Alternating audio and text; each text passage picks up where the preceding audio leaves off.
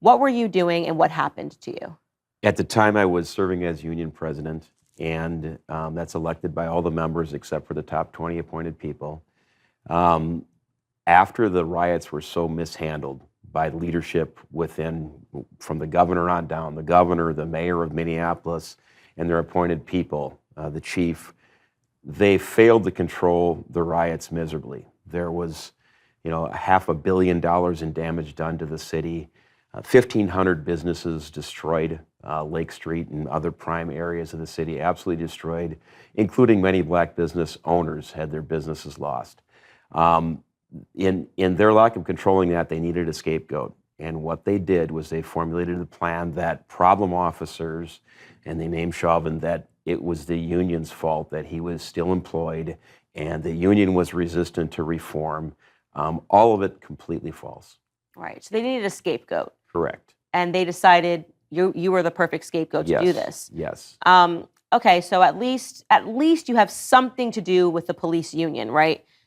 Your wife, you're a journalist at the time, right, Liz? You're a journalist, you're working, you have done incredible work with them. How long had you been with the organization that you were with? At the time of George Floyd, it was 12 years. I'd been there for 12 years. I'm a Minnesota native. It was the station I grew up watching, my dream job to work there, and I was in an anchor role and a high-profile reporting role, too, and that changed overnight. Well, why would it change? This makes no sense. Something happens to George Floyd. Yes, you happen to be married to this guy, but what did it have to do with you?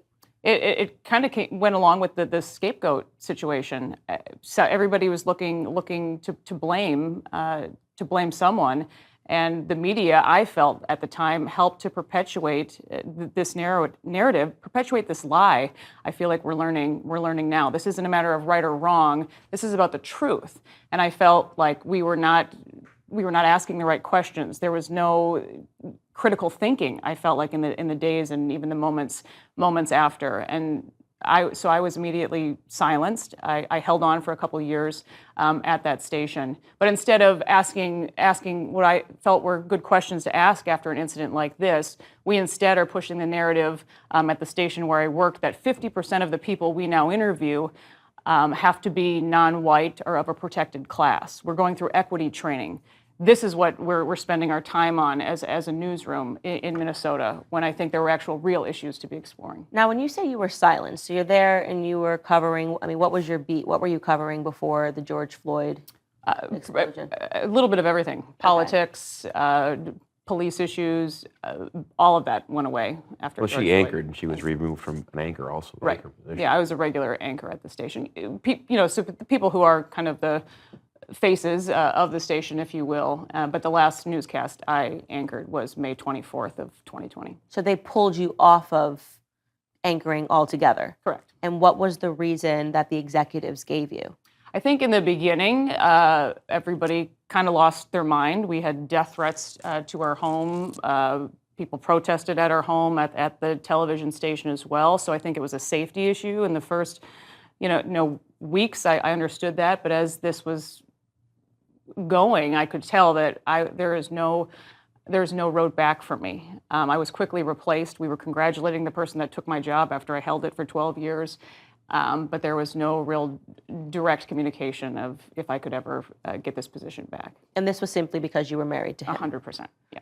Okay, so I want to just pause here and offer a clip from the documentary so we can just see a little bit more of your guys' story. Let's take a look. They came to the station where I worked and held a protest during the 6 o'clock news, demanding that I be fired for being married to a police officer. I'm seeing this story from so many different lenses, as a wife, as a journalist, but as a mom, I think it's where it hit me the hardest.